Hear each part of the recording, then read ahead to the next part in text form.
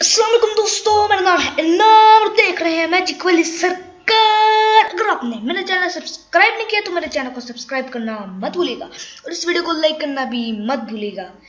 एक औरत एक घंटे में 20 रोटियां बना सकती है। तो 4 औरतें मिलकर एक घंटे में कितनी रोटी बनाएंगी? बोलो ना, कमेंट में बताओ। देखते हैं आप कितने चालाक हैं। चलो चलो चलो, बताओ बताओ बताओ। चलो, आपने बता दिया, मैं भी जवाब दे देता हूँ। जवाब एक भी नहीं, क्योंकि बात खत्म होगी ही नहीं। No no no. एक आदमी यूनिवर्सिटी के टॉयलेट में गया, अंदर सीट पर बैठा तो सामने लिखा था। सामने क्या लिखा था?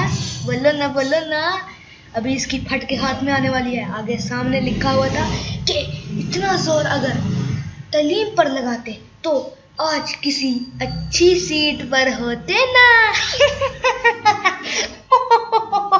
No no no.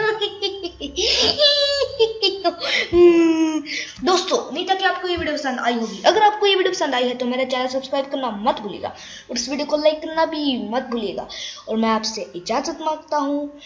बहुत बहुत शुक्रिया। सॉरी।